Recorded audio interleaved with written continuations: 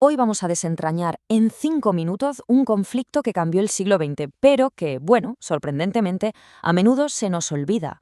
Nos metemos de lleno en la Guerra de Corea, la que muchos llaman la Guerra Olvidada. Y es que a la guerra de Corea se la llama así, la olvidada, sobre todo porque la que vino después, la de Vietnam, pues se llevó todos los focos, ¿no? Toda la atención mediática, cultural. Pero ojo, que su impacto fue igual de bestial. Claro, aquí la pregunta es de cajón, ¿no? ¿Cómo es posible que un conflicto que prácticamente dibujó el mapa de la Guerra Fría y cuyas consecuencias las vemos todavía hoy, acabe en el olvido? Pues vamos a ver por qué es tan importante recordarla. Vale, para entender la guerra, lo primero es ir al principio, al origen de todo. Y el origen, como tantas otras veces en el siglo XX, es una nación dividida. A ver, la cosa fue así. Japón se rinde en el 45 y los ganadores, Estados Unidos y la Unión Soviética, deciden repartirse Corea, trazando una línea en el mapa, el famoso paralelo 38. Se suponía que era algo temporal, pero ya sabemos cómo van estas cosas. Se hizo permanente. Para 1948 ya no había una Corea, sino dos estados que se odiaban. Y un año después, cuando los americanos y los soviéticos se marchan, pues dejan la mecha encendida.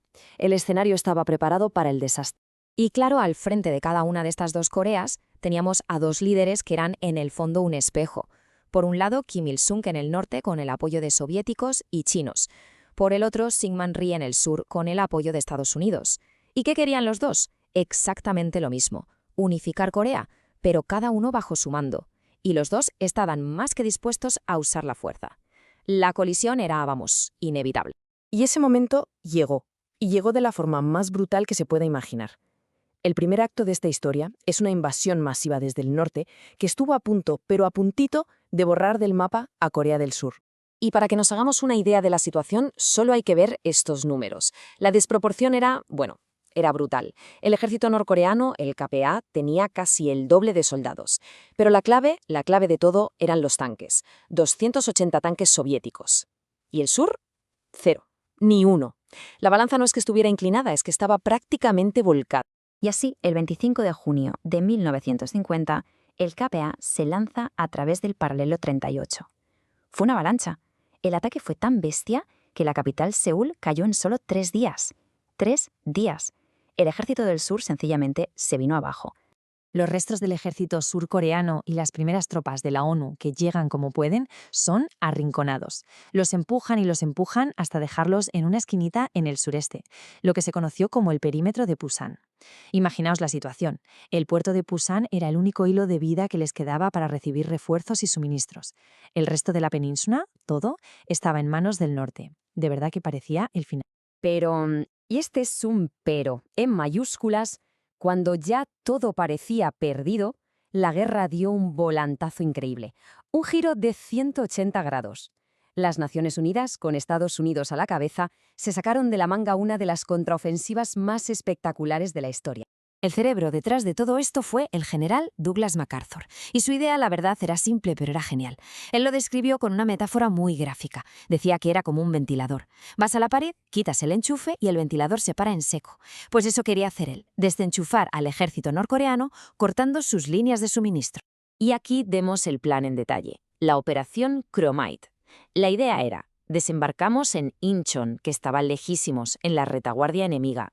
Desde ahí cortamos sus suministros, recuperamos la capital, Seúl, y así obligamos al ejército del norte que estaba en Pusan a luchar en 2 frentes, o a salir por patas.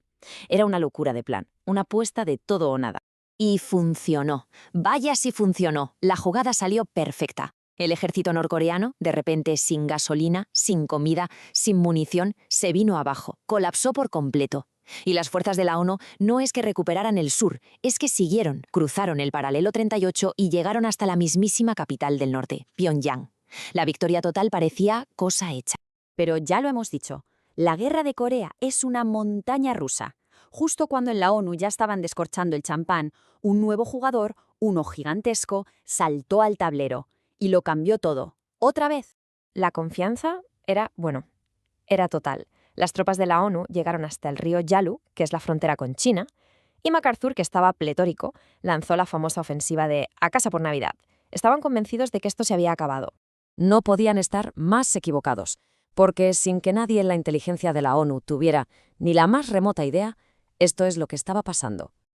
300.000, 300.000 soldados del llamado Ejército de Voluntarios del Pueblo Chino habían cruzado la frontera y estaban ya en Corea, en secreto. Y aquí hay que parar un momento para desmontar un mito muy extendido.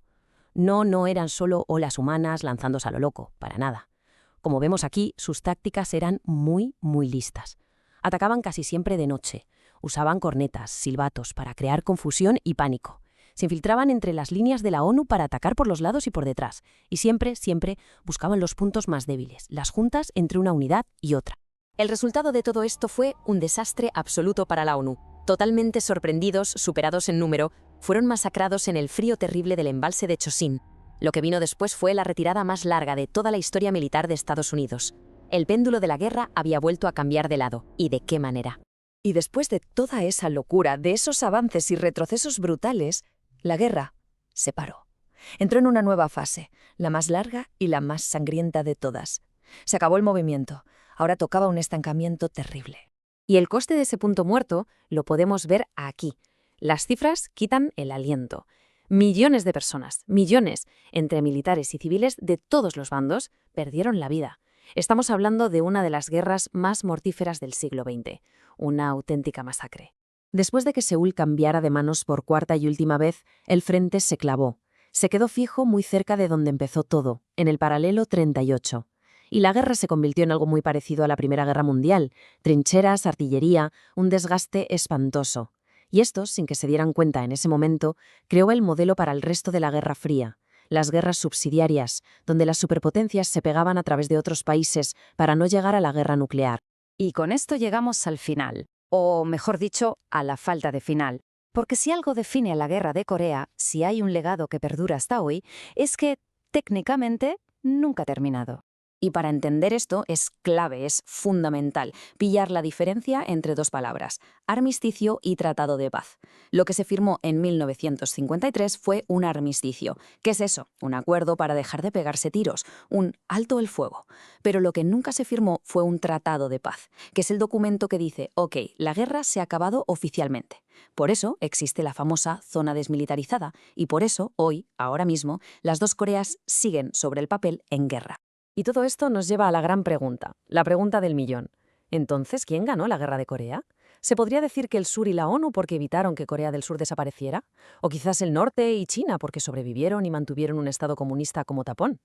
La verdad es que no hay una respuesta fácil. Y esa pregunta sin respuesta es quizá el mejor resumen de lo que fue este conflicto. Una guerra inacabada, compleja y sí, demasiado olvidada.